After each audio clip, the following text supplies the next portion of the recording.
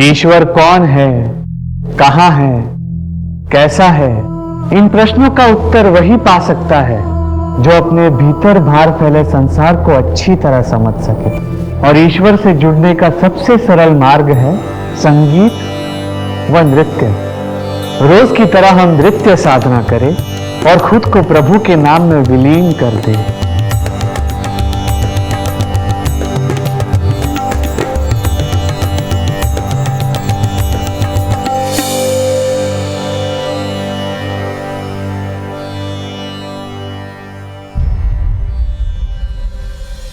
ठहरिए।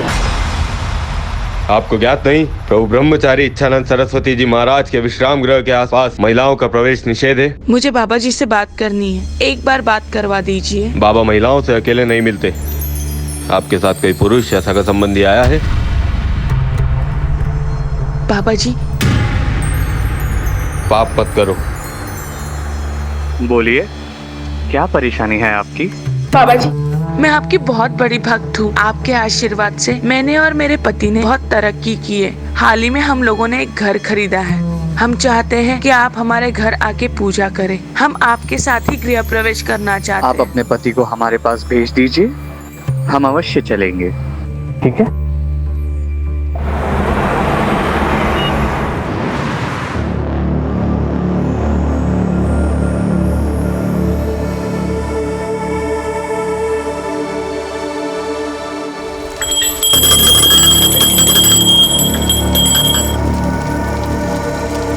पूजा संपन्न हुई।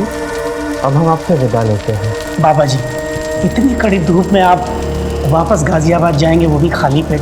नहीं बाबा जी, मैंने आप सभी के लिए भोजन का इंतज़ाम किया है बाबा जी। बाबा जी, मैंने बिना प्याज लहसुन मसाले का खाना पकाया है, बिल्कुल सात्विक है।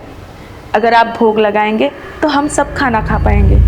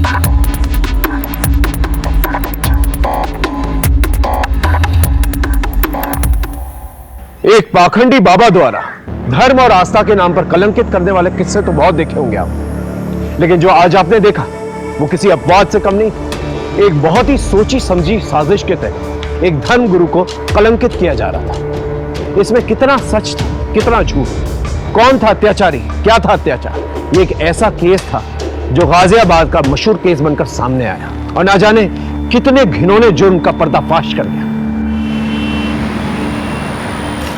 टू चेयरपर्सन मैडम, आपके हेल्प के लिए थैंक यू।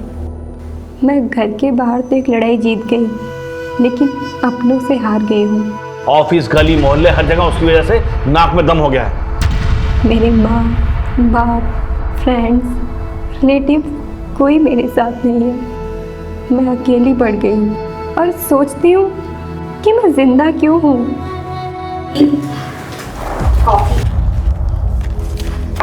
क्या छिपा रहे हो? दी, ये आप लिख रही हो जो अपने स्कूल की टॉपर, अपने कॉलेज की टॉपर, अपने कॉलेज यूनियन की प्रेसिडेंट रह चुकी है। दी, you were an inspiration to everyone. थी, हूँ नहीं। अब तो ना मेरे पास जॉब है, ना मेरी लाइफ है और ना ही पैसे हैं।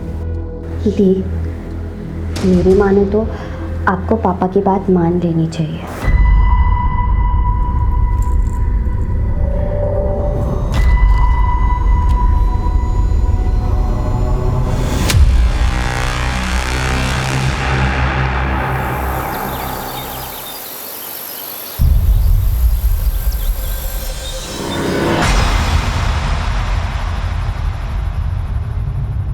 हटो मेरे रास्ते से। देखो रितु, मैं फिर तुम्हें कह रहा हूँ, केस वापस ले लो, तुम्हारी लाइफ फिर पहले जैसे नॉर्मल हो जाएगी। तू हटेगा मेरे रास्ते से या मैं पुलिस को बुलाऊं? उम्र भर अपने भाई की तरह जेल में सड़ेगा। हटो।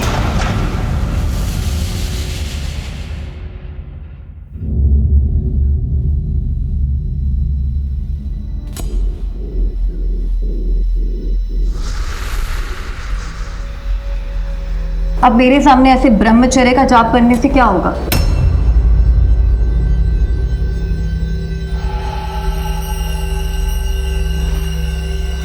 आपकी मनसा क्या है?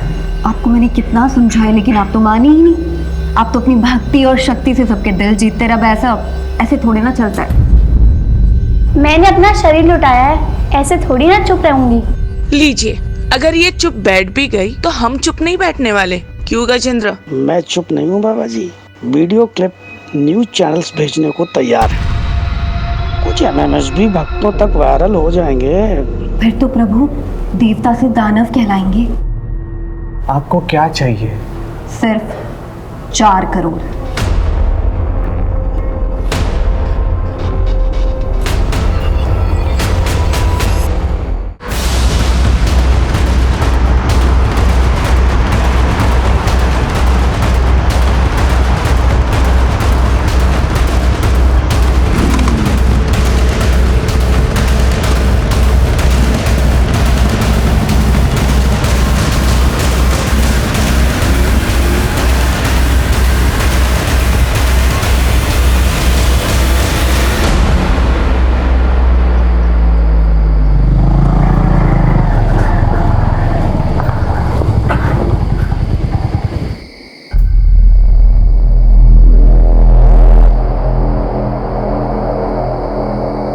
आप ना यहाँ पर रुको, मैं देख के आता हूँ।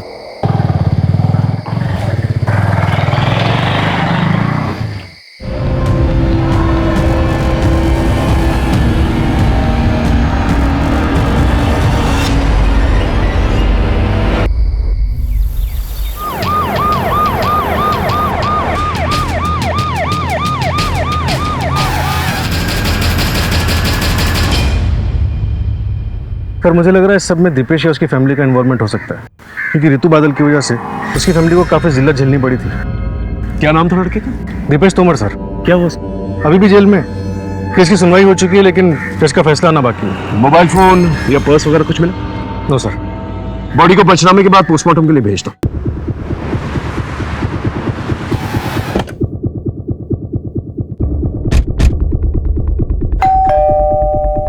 सर हम क्यों उस लड़की को मारेंगे या मरवाएंगे? हमारे बेटे की जो जिंदगी बर्बाद होनी थी वो तो हो ही गई। सेशन कोर्ट ने तो अपना फैसला सुना दिया, आप हाई कोर्ट में अपील कर देते। वैसे भी ऋतु तो मर चुकी है, आप कोई ना कोई जुगाड़ करके अपने बेटे दीपेश को जेल से निकलवा लेते। हम कुछ नहीं करने वाले सर। ये दीपेश के साथ फोटो में ये शख्स कौन है? ये मेरा छोटा बेटा सर्वेश है, केरला गया है। हम आयुर्वेदिक दवाई के थोक विक्रेता हैं, वही लेने गए। जरा फोन लगाइए उसे। लगे लगे।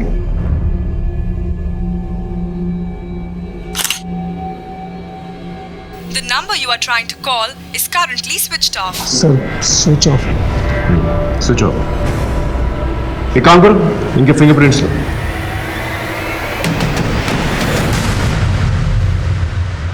इस सर्वेश का मोबाइल सर्विलेंस पे डालो और उसके कॉल रिकॉर्ड्स निकालो और उसके फोटोज खबरी नेटवर्क पे डिस्ट्रीब्यूट करो। Right sir. अपने एक आदमी को तोमर के घर के आसपास रखो, नजर रखने के लिए करो। Okay okay sir. ये ऋतु के माँ बाप से बात हुई? उन्हें पुलिस स्टेशन आने के लिए कहा है सर।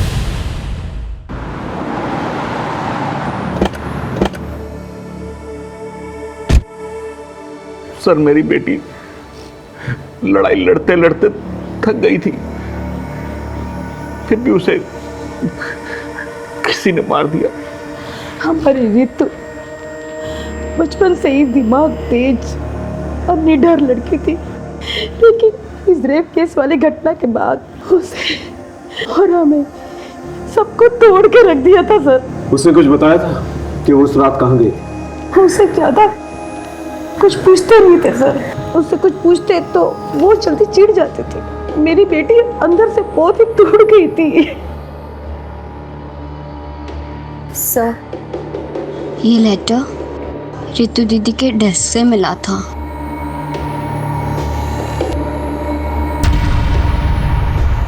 कहीं ऐसा तो नहीं कि बदनामी के डर से आप ही लोगों ने उसे मार दिया, मरवा दिया? ऐसा नहीं है सर, मुझे अपनी बेटी रितु से बहुत उम्मीदें थी। मैं अपनी उम्मीदें हार गया था, इसलिए सर मैं बहुत परेशान हो गया था। रितु की बेहतरी के लिए हमसे जो बन पड़ रहा था, जो कर सकते थे सर, हमने बहुत कोशिश की। माँ, मैं कैसे शादी करूँ? अभी मैं अपने पैरों पे भी खड़ी नहीं हुई हूँ। ना तो मेरे पास जॉब है, ना तो मेरे पास सेविंग्स और ना ही खुद का घर है। अब आप खुद बताओ, अगर मैं सेटल हो जाती हूँ और कल को मेरा डाइवोर्स हो जाता है तो कहाँ जाऊँगी, क्या करूँगी? अरे तुम लोग तो ऐसे बात करो जैसे कि इस रेप की घटना के बाद कोई भी लड़का उतावला हो रहा होगा इससे शादी करने के लिए। हर जगह से रिजेक्शन आ रहा है। आखिर तुझे जरूरत क्या थी ये केस करने की? पापा, वो मेरा कलीग था, हमें क्लाइंट पीपीटी रेडी करनी थी। अब मुझे क्या पता था कि वो मेरी ड्रिंक स्पाइक कर देगा और मेरे साथ वो सब कुछ करेगा। अब मैं बाहर वालों को क्या बोलूं जब आप लोग ही मुझ पे ट्रस्ट नहीं करते? ऐसा नहीं है सर कि हम अपनी बेटी रितु पर ट्रस्ट नहीं करते थे, लेकिन लोगों की बातों और उनके तानों ने हमें फ्रस्ट्रेट कर दिया था सर। और जैसे जैसे ये केस की सुनवाई होती रही, मीडिया और सोशल ऑर्गेनाइजेशन ने उसकी लड़ाई को सराहा और इसके बाद रितु के मन में आत्मविश्वास फिर से जगने लगा था। फिर सर हमने उसे नए सिरे से सब कुछ करने को कहा। देख बेटा, जो मैं तुझे उपाय बता रहा हूँ ना, उसे मान। मैं किसी साधु संत के पास नहीं जाऊंगी, पर किसी साइकेट्रिस्ट को तो कंसल्ट कर सकती है। I mean, किसी से भी कंसल्ट करो, पर करो, जाओ कहीं।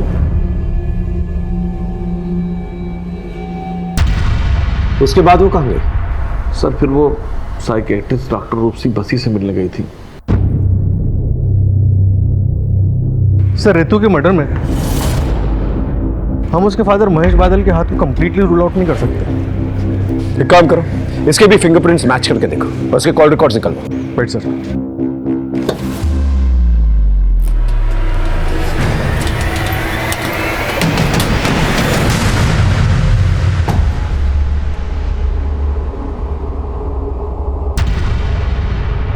पिछले महीने का चढ़ावा आप पहले ही ले जा चुकी हैं। अब जो कुछ भी जमा पूंजी है यही है। प्रणव, ये हमारे आश्रम के गहने पैसे हैं, ये हम ऐसे ही किसी को नहीं दे सकते। आप रहेंगे, आपकी आस्था रहेगी, तभी तो ये आश्रम रहेगा।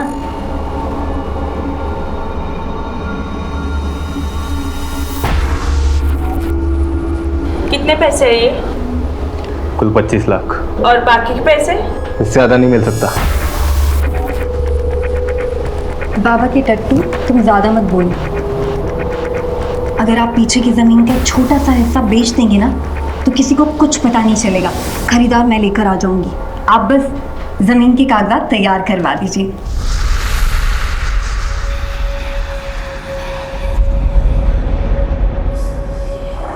हाँ जी, मैं रितु बादल की साइकेट्रिस्ट हूँ। रितु मेंटली बहुत स्ट्रांग थी, मेडिटेशन और रनिंग से वो क्विकली रिकवर कर रही थी।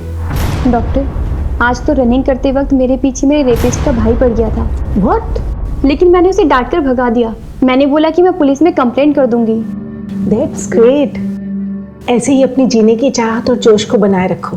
बस 3-4 सेशन और फिर तुम्हें मेरे पास भी हफ्ते में 2 बार आने की जरूरत नहीं है, महीने में 1 बार आ जाना। एक्चुअली मैं भी आपको यही बताने वाली थी कि अब आगे से मैं आपके पास नहीं आ पाऊंगी, क्योंकि मुझे मेरे स्पिरिचुअल गुरु मिल गए हैं। उनसे बातें करना, उनकी बातें सुनना मुझे बहुत अच्छा लगता है।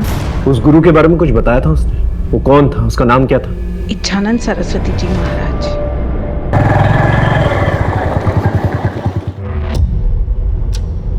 नीतू, नीतू, रितु,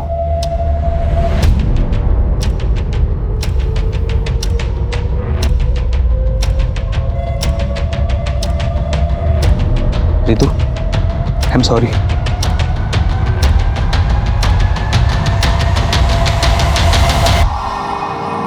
रितु, क्या हो भाई, फिर से कोई बुरा सपना देखा क्या? आप भूल क्यों नहीं जाते कि आप गाजियाबाद में नहीं हो, बल्कि अपने घर ऋषिकेश में हो?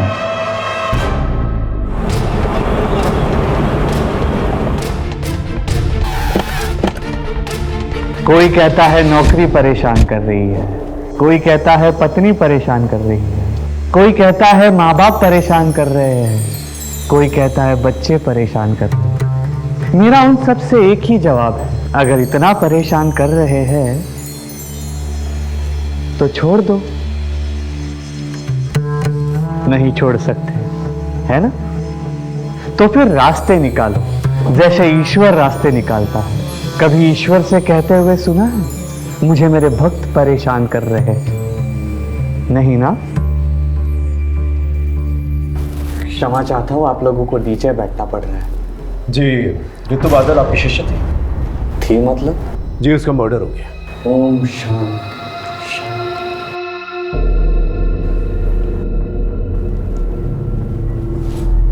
कब? 3 दिन पहले। बहुत तेजस्विनी थी वो, बेहद दुखद समाचार है ये। वो प्रभु के पास बहुत ही दुख दुविधा की घड़ी में आई थी। बाबा जी, मुझे लगता है कि मेरे आसपास सब फेक है, कोई अपना नहीं है, कोई मुझे लाइक नहीं करता, कोई लव नहीं करता, करेगा भी नहीं और जरूरत भी नहीं।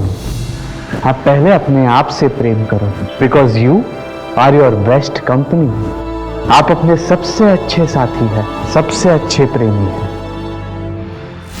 उसके बाद वो हमारे आश्रम में रोज आती, सत्संग के समय महिलाओं के घेरे में खूब नाचती और हमेशा खुश रहती। उसके बाद मैंने सुना कि वो भोजनालय में अपनी सेवा देती, बागबानी करती, चिड़ियों को दाने डालती।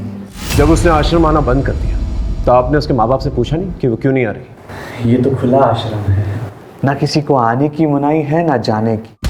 वैसे ऋतु बादल में आपने क्या खास नोटिस किया था? लोग कहते हैं कि आश्रम में आने के बाद वो हमेशा खुश रहती थी, जीवन को एक नए सिरे से अपना रही थी। ऐसे में उसकी हत्या हो जाना, ये बहुत दुर्भाग्यवश है। आज के ज़माने में बाबा कितने भी अच्छे, मुझे विश्वास नहीं, आपने एक आदमी को इस आश्रम के पास तैनात रखा। ये सर्वेश के बारे में कुछ पता चला? नहीं सर, उसका फ़ोन भी बन जा रहा है और वो घर पे भी नहीं है। एक काम करो, दीपेश से मिलने के लिए, उससे पूछताछ करने के लिए जेल में एक एप्लीकेशन डालो और ये पता करो ये सर्वेश दीपेश के साथ मिलकर जेल में कुछ प्लान तो भी कर। Right sir.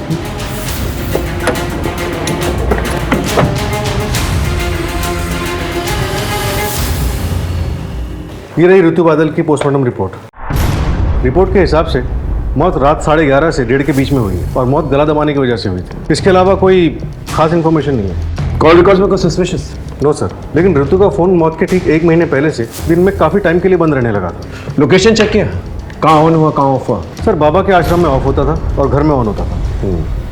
सर, हाँ सर, ये रहे फिंगरप्रिंट रिकॉर्ड्स।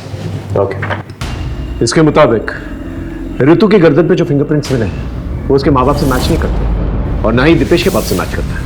या फिर शायद दीपेश के फरार भाई सर्वेश ने हत्या की। राम राम सर जी। बोलो। आपका शक सही निकला था। दीपेश ने अपने भाई सर्वेश का हिस्ट्री शूटर अवनीश से कॉन्टेक्ट करवाया था। फिर तो सर अवनीश के अड्डे पर धावा बोलता, क्योंकि अब जेल जाकर दीपेश से पूछताछ करने की जरूरत तो नहीं पड़ेगी। राइट।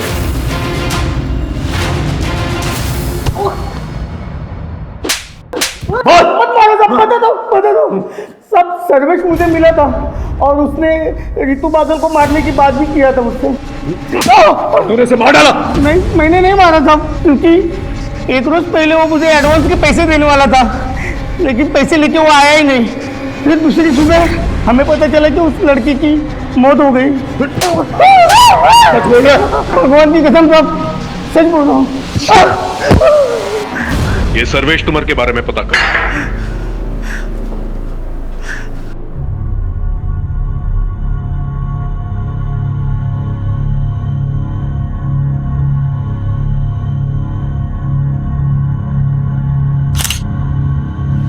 दिखाओ, अच्छी आई है ना? चाहिए। ये देखो। नीतू जी, मैंने आपके बारे में न्यूज़पेपर में पढ़ा था। तो क्या सोचा तुमने? लड़की ने लड़के को फंसा लिया? नहीं, मैंने ऐसा नहीं सोचा। मतलब मैंने सोचा कि आपके अंदर इतनी हिम्मत कहाँ से आई? मतलब आपका रेप हुआ, उसके बाद आप सीधे हॉस्पिटल गई, उसके बाद आपने मेडिकल एग्जामिनेशन करवाया, फिर आप पुलिस स्टेशन गई, रिपोर्ट लिखवाई। क्योंकि मैं अगर पूरे प्रोसेस से नहीं जाती तो कहीं पकड़ा ही नहीं जाता। मतलब वो इतने बड़े बिजनेसमैन का बेटा, वो तो आप जानते ही हो, और आपको सेंस भी हो गया होगा कि वो कल जाकर आपको बदनाम तो करेगा ही, आपकी नौकरी भी चली जाएगी, आपके परिवार वाले आप पर सवाल भी उठाएंगे। यही तो प्रॉब्लम है। आज तक औरतें और लड़कियां यही सोच सोच कर अत्याचार सहते आ रही, पर अब नहीं। आखिर हमारे समाज में कभी ना कभी किसी ना किसी को तो कदम उठाना पड़ेगा। ये आपने सही कहा। वैसे मैं ना आपका बहुत बड़ा फ़ैन हूँ, मतलब आपको कभी भी मेरी ज़रूरत पड़े ना तो प्लीज़ आप मुझे बुलाइए।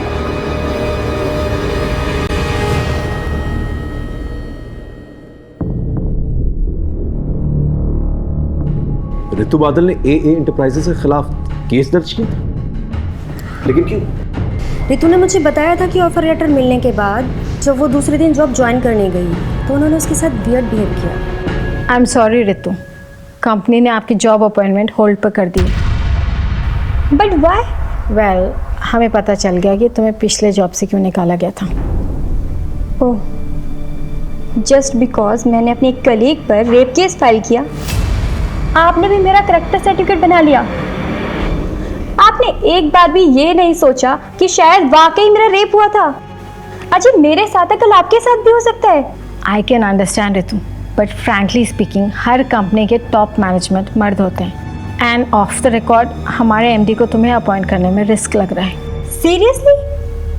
आपकी कंपनी तो अपने आप को वीमेन फ्रेंडली क्लेम करती है ना, लेकिन आज पता चला आपकी कंपनी की पॉलिसीज भी ड्यूबियस है और आपकी कंपनी भी बाकी की कंपनियों की तरह हिपोक्रेट है। आपने बिल्कुल अच्छा नहीं किया। मैं आपको ऐसे नहीं छोड़ूं, मैं इस कंपनी को कोर्ट में सू करूंगी।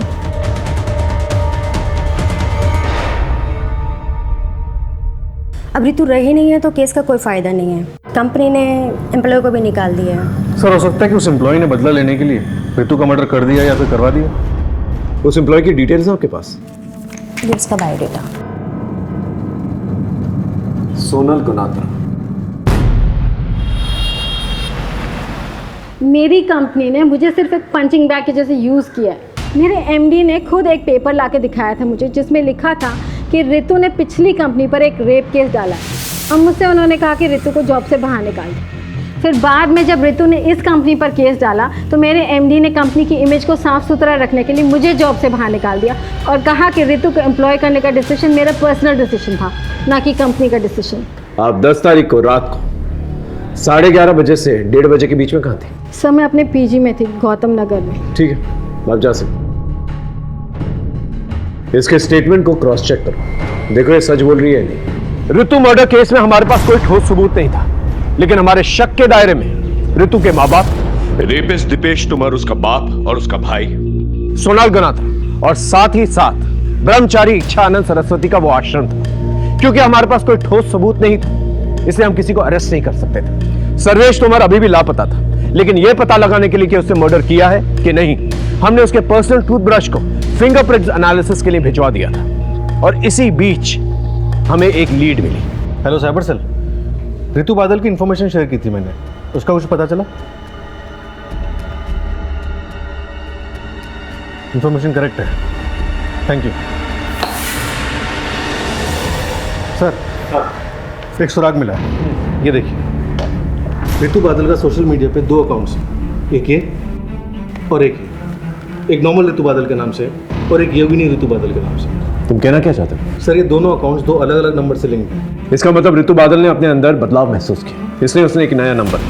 सर, साइबर सेल से दूसरा नंबर मुझे जल्दी मिल जाएगा। इसके बाद मैं इसकी कॉल डिटेल्स और इसकी लोकेशन डिटेल्स दोनों निकलवा दूँ। गुड। नमस्ते बाबा जी, ये लीजिए। परेशान ना बाबा जी, मैं सलोनी जी की कोई बात टाल नहीं सकता। जमीन पे कंट्रोल आपका ही रहेगा। मुझे लंदन हेड ऑफिस को नए नए इन्वेस्टमेंट दिखाने होते हैं, वो मैं दिखा दूंगा, और इस तरह आपके पैसों की प्रॉब्लम भी सॉल्व हो जाएगी। और फिर जब आपके पास पैसे आ जाएंगे आप अपनी ज़मीन वापस ले लीजिएगा।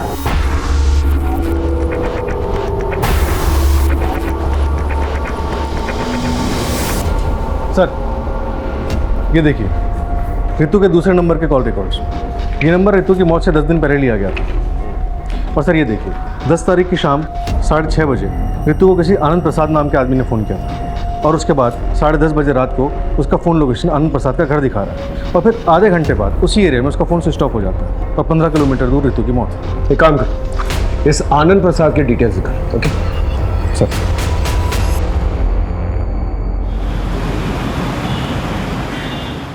मिस्टर आनंद प्रसाद इस लड़की को जानते हैं? हाँ हाँ, ये तो वही लड़की है जो मेरे पास जॉब के लिए आई थी। Hello sir. बैठो बैठो। आप मिलने के लिए बहुत डेस्परेट थे मिस ऋतु? एक्चुअली सर, आपकी कंपनी की अपॉइंटमेंट के बारे में मुझे आज ही पता चला, तो मैंने सोचा कि वैकेंसी फुल होने से पहले मैं आपसे आके घर ही मिल लूँ। कितनी देर तक थी आपके घर पे? तकरीबन आधे घंटे में। उसके तुरंत बाद उसका मोबाइल नेटवर्क ऑफ हो जाता है और उसके आधे घंटे की दूरी पे उसका मर्डर हो जाता है। क्या बात कर रहे हैं आप? मैंने तो उसे जॉब पे रखने का मन बना लिया था। ठीक है, थैंक यू वेरी मच, आप जा सकते हैं। सर वैसे तो ये आनंद प्रसाद एमडी है, लेकिन मुझे इस पर भी शक हो रहा है।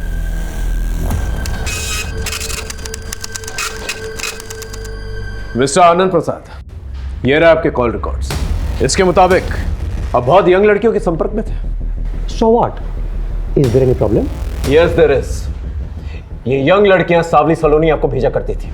ऋतु को भी सावली सलोनी ने आपको भेजा था और सावली सलोनी खुद जिस्म फरोशी के लिए जेल जा चुकी है। अब आप सच बताएंगे, क्योंकि ऋतु बादल का मर्डर हो चुका है जो आपके घर आई। बोलिए। ऋतु एक एस्कॉर्ट थी और सावली सलोनी उसकी एजेंट। ये बात आपको ऋतु ने बताई थी? जी नहीं, सावली सलोनी ने बस यही कहा था कि पहले वो नौकरी की बात करेगी फिर समझ बनाएंगे। जॉब तो तुम्हें टिप समझ कर दे दूंगा, लेकिन जिस सर्विस के लिए पैसे लिए हैं वो तो शुरू करो। कौन सी service? Body to body service. आपको कोई गलतफहमी हुई है। मुझे सलोनी जी ने यहाँ सिर्फ और सिर्फ जॉब के लिए भेजा था।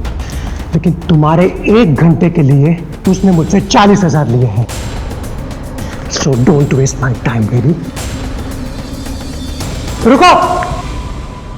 जब तक ये केस सॉल्व नहीं हो जाता ना, आप हमारे मेहमान बने रहेंगे। क्या मतलब? रंजन! जी सर। इन्हें लेके जाओ। चलिए। लेकिन सर किस जुर्म में? लेके जाओ। सर क्या किया है मैंने? लेके जाओ। सावली सलोनी को ढूंढना बहुत जरूरी है और ये पता लगाना बहुत जरूरी है कि ये ऋतु बादल का मर्डर केस सावली सलोनी के सेक्स रैकेट से तो नहीं जुड़ा हुआ और कोई पर्सनल रंजिश तो नहीं। इस सर्वेश के बारे में कुछ पता चला? सर वो अभी भी अंडरग्राउंड है और सर ऋतु बादल के गले पे मिले फिंगरप्रिंट्स के निशान सर्वेश के फिंगरप्रिंट से मैच नहीं करते। सर हो सकता है सर्वेश ने खुद ये मर्डर ना किया और ना ही अवनीश चौधरी से करवाया, बल्कि शायद किसी और से करवाया।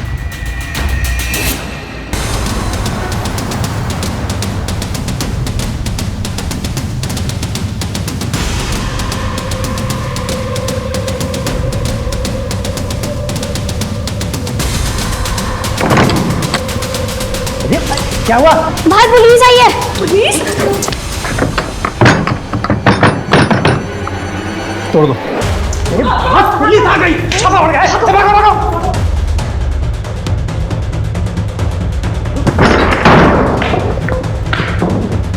उस तरफ सर्च करो।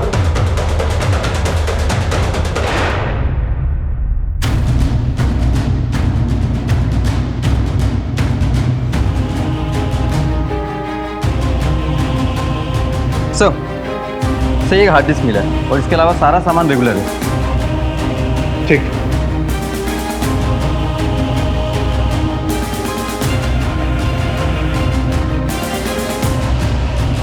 और सर इसमें काफ़ी आदमी ऐसे हैं जो कोई मूवमेंट नहीं कर रहे हैं, ऐसा लगता है जैसे बेहोशी की हालत में। सर एक और वीडियो है।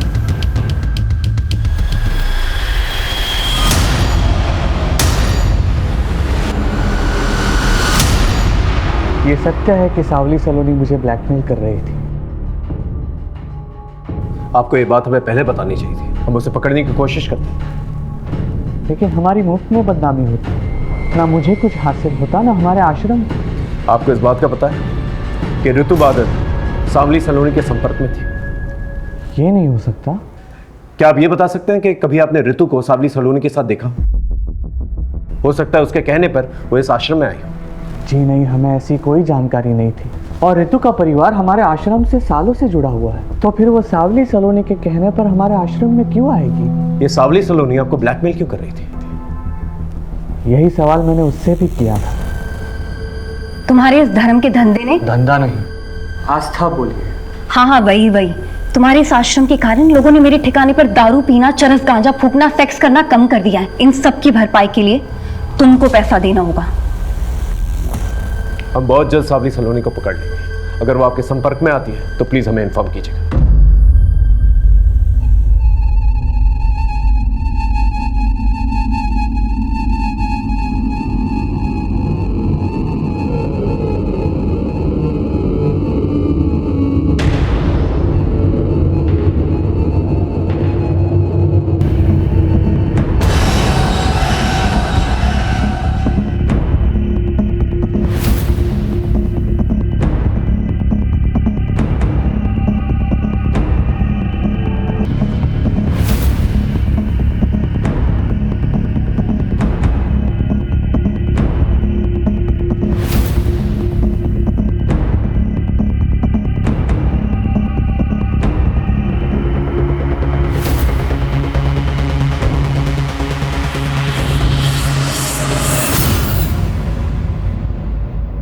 सर, मैंने ऋतु बादल, सावली सलोनी और आनंद प्रसाद इनके कॉल रिकॉर्ड्स को क्रॉस चेक किया और सर एक नंबर कॉमन पाया।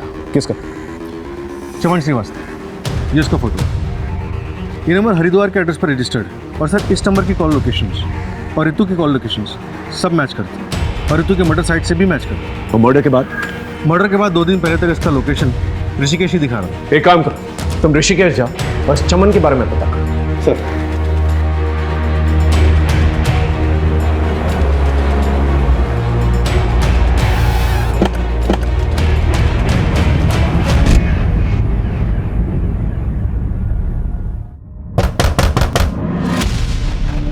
जी, चमन श्रीवास्तव।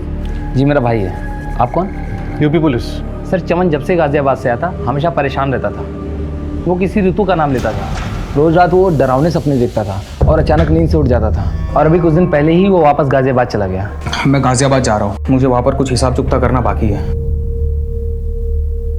पर सर हुआ क्या? हमें शक है तुम्हारे भाई चमन ने ऋतु बादल नाम की लड़की का खून किया। नहीं सर, मेरा भाई एक कलाकार आदमी है, वो किसी का खून नहीं कर सकता। क्या करता है तुम्हारा भाई? सर, चमन पहले फोटोग्राफर था और अब वीडियो बनाने का काम करता है। कहीं वो इसके लिए काम तो नहीं करता? नहीं सर, मैं इसे नहीं जानता। और सर, चमन ने मुझे कभी बताया नहीं कि किसके लिए काम करता है। तुम्हारे भाई से आखिरी बार बात कब हुई थी? सर, उसका फ़ोन 2 दिन से स्विच ऑफ आ रहा है। ऐसे बहुत सारे सवाल थे जिसका जवाब अभी तक हमारे पास नहीं था, जैसे ऋतु और चमन का कनेक्शन, ऋतु और सावली सलोनी का कनेक्शन, और इन सब में सावली सलोनी इच्छानंद सरस्वती को ब्लैकमेल क्यों कर रही थी। जब तक हम इन सवालों के जवाब ढूंढते हमें एक लाश मिली जिसने हमारी उलझनें और भी बढ़ा दी।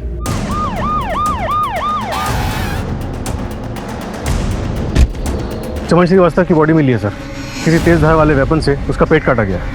मर्डर वेपन मिला? सब आसपास देख लिया सर, कुछ नहीं मिला। मेरी गट फीलिंग कह रही है कि ये केस इच्छानंद सरस्वती और सावली सलोनी के बीच में कहीं ना कहीं उलझा हुआ है।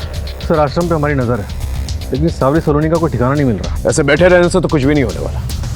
एक काम करो, तुम कस्टमर बन के रेड लाइट एरिया में जाओ और सावली सलोनी के बारे में पता करो। ये कहीं ना कहीं तो अपना धंधा चला रही होगी।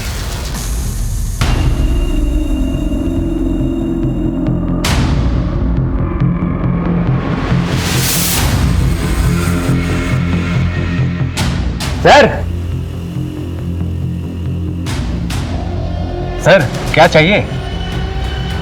एक बात बताओ, कोई कॉलेज का कौला माल मिलेगा क्या? एकदम बढ़िया पटाखा, मतलब वो समझते हो ना, एयर होस्टेस मॉडल टाइप का वैसा। यहाँ तो सिर्फ इन्फॉर्मेशन मिलेगा, बाकी काम तो होटल में होगा, लेकिन पैसा बहुत लगेगा। तो भैया पैसों की चिंता मत करो, बस तुम माल दिखाओ तो एकदम टकाटक होना चाहिए। एक मैडम है, बात करके बताता हूँ।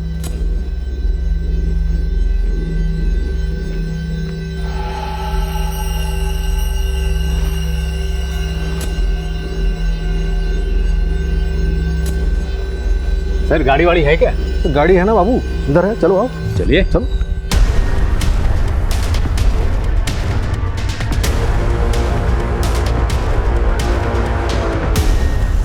ये लोग आनंद विहार की तरफ जा रहे हैं, फॉलो करते रहे, लेकिन डिस्टेंस बना के रखें।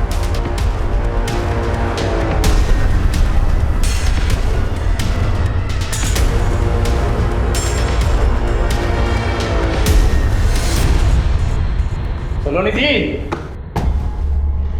सर, ये सलोनी जी ही हैं जिसके पास गाजियाबाद में किसी भी टाइम पर टॉप क्लास की इंटरनेशनल लड़कियां मिलती हैं। अच्छा, तो ये हैं। आप इंजॉय कहाँ करेंगे, यहाँ या होटल में? देखिए, एंजॉय तो हम कहीं और ही करेंगे, फिलहाल आपको वॉशरूम यूज करेंगे। सर, अंदर है ना, आते हैं।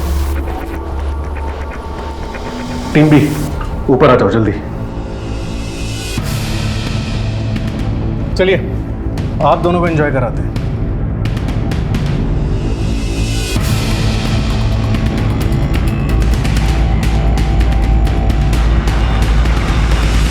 बहुत नचाया तुमने हमें सावली सलोनी, अब सच बोलने का टाइम आ गया है। क्यों मारा ऋतु को? नहीं नहीं सर, मैंने उसको कोई मर्डर नहीं किया और ना ही मैंने उसका मर्डर करवाया। हाँ, मैंने उसे अपने क्लाइंट के पास ज़रूर भेजा था। तुझे ना उसे थोड़ा इम्प्रेस करना है। हाँ, मैं कर लूँगी, मेरी वर्क प्रोफाइल अच्छी है। वो कुछ और ही समझ रही थी, लेकिन तुम ऑलरेडी पैसे ले चुकी थी उसके नाम पर। नए में तो सब लड़कियां ऐसे ही करती है सर, पर मुझे क्या पता था कि वो ऐसे भाग जाएगी। ये चमन श्रीवास्तव कौन? वैसे तो वो वीडियो बनाता है, पर लड़कियों की सिक्योरिटी के लिए हम उसे साथ में भेज देते थे, पर वो उस ऋतु को पसंद करने लग गया था और उसी ने उसे भगाने में भी मदद की थी। इसलिए तुमने उसका मर्डर कर दिया? नहीं सर, मैंने किसी को नहीं मारा सर। चलिए, 1 मिनट के लिए मान लेते कि तुमने ऋतु और चमन को नहीं मारा, लेकिन ब्रह्मचारी इच्छानंद सरस्वती, उसे तो ब्लैकमेल किया ना तुमने? बिल्कुल किया था सर, करती नहीं तो वो रास्ते पे कैसे आता। ऋतु तो काफी सुलझी हुई लगी, तुम्हारे संपर्क में कैसे? मेरे पार्टनर की मदद से, उसी ने उसे धोखे से मेरे पास भेजा था। कौन है तुम्हारा पार्टनर? सावली सलोनी ने तुम्हारी पूरी सच्चाई हमें बता दी। ये है वो डायरीज जिसमें तुम्हारे पूरे क्लाइंट्स के नंबर है और वो सारी लड़कियों के नंबर है जिनसे तुम प्रोस्टिट्यूशन कराया करते थे। आज वो तुम्हारी चुंगल से आजाद है, वो तुम्हारे खिलाफ बयान देगी। अब तुम अपनी कहानी खुद बताओगे या मुगल भाई? बोलो।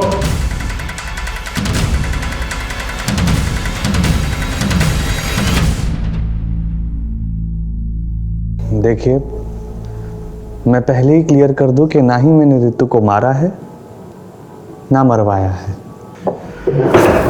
वो तो मुगल भाई लेंगे, पहले तुम अपनी काली करतूतों के बारे में बताओ। संभोग और समाधि, ये दोनों ऐसी चीजें हैं जिससे भारत देश में किसी भी मूर्ख या किसी भी होशियार को लपेटा जा सकता है। मैं 5 स्टार होटल में सिक्योरिटी गार्ड की नौकरी किया करता था। वहां मैं देखता था साधु महात्मा को कुछ युवतियों के साथ आते जाते। बस उसी दिन से मुझे मेरा जीवन सत्य मिल गया। मैंने मंदिर बनवाया और फिर मसाज पार्लर के जरिए देह व्यापार का धंधा शुरू किया। और फिर तुमने सावली सलोनी जैसी धंधे वाली से कनेक्ट किया, है ना? मैं सावली सलोनी जैसे लोगों के पास लड़कियां भेजता और फिर दूसरी बार उन्हीं क्लाइंट्स के साथ डायरेक्टली डील करता। इसलिए सावली सलोनी अपना पैसा निकलवाने के लिए तुम्हें ब्लैकमेल कर रही थी? अरे ऐसे थोड़ी ना, हमारा नेटवर्क कश्मीर से लेकर कन्याकुमारी तक और सूरत से लेकर कोलकाता तक फैला हुआ है। आप देश विदेश कहां भी जाओ, हमारी सेवाएं आपको एक फोन कॉल में उपलब्ध की जाएंगी। वो 17 फोन हमें मिल चुके हैं और वो नई लड़कियों को जो नया नंबर देते थे उसके बारे में ही पता चल चुका है, जैसे तुमने ऋतु को दिया था। लेकिन बहुत बड़ी गलती कर बैठे तुमने ऋतु को अपने प्रेम जाल में फंसा दिया। तुम्हारे अड्डे से हमें ये चिट्ठी मिली है जिसमें साफ साफ लिखा है ऋतु ने कि आपके प्रेम ने मुझे हमेशा हमेशा के लिए बदल दिया। प्रेम राई को पहाड़ बना सकता है, तो फिर लड़कियों से वेश्यावृत्ति करवाना ये कौन सी बड़ी बात थी? वो मेरे प्यार में बाहर कुछ ना बोलती और फिर धीरे धीरे उन्हें इस जीवन की आदत पड़ जाती थी। लेकिन ऋतु ऐसी लड़की नहीं, इसीलिए मैंने ऋतु को नौकरी के लिए सावली सलोनी के पास भेजा था। तुम एक काम करो, तुम सावली सलोनी से जाके मिलो, वो हमारी परम भक्त है। वो तुम्हें सही इंसान से मिलवा देगी जो तुम्हें बेहतरीन नौकरी देगा। थैंक यू सो मच बाबा जी। लेकिन ऋतु वहां से भाग गई। और ये बात तुम्हें चमन के थ्रू पता चली, जो तुम्हारे लिए ब्लैकमेलिंग किया करता था और सेक्स वीडियोस बना करता था। और फिर बाद में तुमने ऋतु को मारा। मैंने ऋतु को नहीं मारा, लेकिन हाँ, चमन ऋतु को भगा कर ले गया था। जब तक हम लोग वहां पर पहुंचे तब तक ऋतु मर चुकी थी और चमन भी गायब था। चमन गायब नहीं हुआ था, तुमने उसे मार दिया। मारा नहीं, मुक्ति दी थी। ऋतु की मौत से व्याकुल हो गया था वो, बार बार पुलिस के पास जाने की धमकी दे रहा था। मैंने बहुत समझाया उसे, लेकिन वो नहीं समझा। अब समझने की भारी तुम्हारी है, और तुम्हें समझाएगा देश का कानून। ऐसा केस बनाऊंगा ना तुम्हारे खिलाफ कि तुम्हारा बड़ा सा बड़ा क्लाइंट जो है तुम्हारी बेल नहीं दे पाएगा। अगर ऋतु को बाबा ने नहीं मारा तो फिर किसने मारा? एक काम करो, ऋतु के मर्डर की रात के इंसिडेंट टाइम से मैच करके देखो। उसके कॉल रिकॉर्ड्स और लोकेशन रिकॉर्ड्स दोबारा से चेक करो। कातिल हमारे रेडार में ही है, बस पकड़ में नहीं आ रहा है। ऋतु ने चमन के फोन से आपके लैंडलाइन नंबर पर उस रात आप लोगों को फोन किया था। आपस में फैसला कर लीजिए आप कि ऋतु को किसने मारा है। सर मैंने मारा अपनी बेटी ऋतु को, उसका फोन आया था मेरे पास। पापा वो आपका इच्छा आनंद बहुत ही गिरा हुआ आदमी है, वो बहुत ही घटिया इंसान है। वो उसने मुझे प्रोस्टिट्यूशन में डालने की कोशिश की। मैं अपने एक दोस्त के साथ ग्रीन पार्क के गेट नंबर 2 के पास हूँ। पापा प्लीज जल्दी आ जाओ। सर मैं उससे बहुत तंग आ गया था और बाबा की बुराई मैं नहीं सुन सकता था, इसलिए गर्दन दबाकर मैंने उसे मार दिया। झूठ बोल रहे सर, ऋतु का फोन मुझे आया था। सर बाबा जी को हम पूछते हैं और ऋतु फोन पे बाबा जी के बारे में अनाप शनाप बके जा रही थी। बस गुस्से में आकर मैंने उसे मार दिया। नहीं इंस्पेक्टर साहब, ऋतु को मैंने मारा है। नहीं साहब, मैंने मारा है सर। सर मैंने मारा है सर। ये रहे आप लोगों के फिंगरप्रिंट रिकॉर्ड्स। ये ऋतु के गर्दन पे मिले फिंगरप्रिंट रिकॉर्ड्स और आप दोनों के फिंगरप्रिंट रिकॉर्ड्स मैच नहीं होते।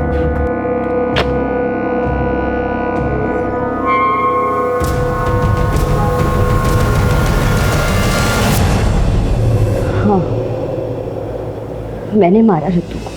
तंग आ गई थी उसके वजह से मुझे अपने ऑफिस में अपने कलीग से, अपने फ्रेंड से सुनना पड़ता था। इसकी बहन ने लड़के के मजे ले लिए और फंसवा दिया। लेकिन ये बात सच नहीं थी, तुम भी जानती थी। हाँ, पर ऋतु बहुत फॉरवर्ड थी, तो मुझे लगा शायद अटेंशन के लिए इनवाइट किया होगा। उसकी वजह से मुझसे सब लड़के कटने लगे थे। अरे इसके साथ डेट पर मत जाना, वरना रेप के चार्जेस में अंदर करवा देते। पर फिर जब उस दिन उसने वो बाबा के धोखेबाज वाली बात की तो फिर मेरे सटक गए। मुझे लगा ये सारे पंगे इसी के साथ क्यों होते हैं, शायद यही सब कुछ करती होगी और मैंने मार दिया उसको। और ये बात तुमने अपने माँ बाप को बताई। वो एक बेटी तो खो ही चुके थे, दूसरी नहीं खोना चाहते थे, इसलिए तुम्हें प्रोटेक्ट कर रहे थे। हाँ सर। ब्रह्मचारी इच्छानंद सरस्वती एक फ्रॉड, एक धोखेबाज इंसान है, और उसकी आस्था में आकर तुमने अपनी बहन को ही मारा।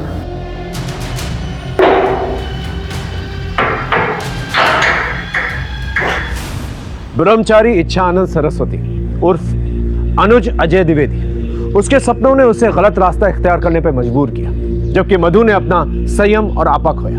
खून और आदर्शों के रिश्तों पर भरोसा ना करके उसने अधर्म का रास्ता चुना और गुनाह कर बैठी। पैसों और जिस्म की रंगीनियों से दूर रहे। इसी दस्तक के साथ मैं सीनियर इंस्पेक्टर हिमांशु रावत आपसे विदा लेता हूं। फिर मिलेंगे एक नए केस के साथ। तब तक देखते रहिए क्राइम पेट्रोल दस्तक, क्योंकि मकसद बताना नहीं, बचाना है। जय हिंद।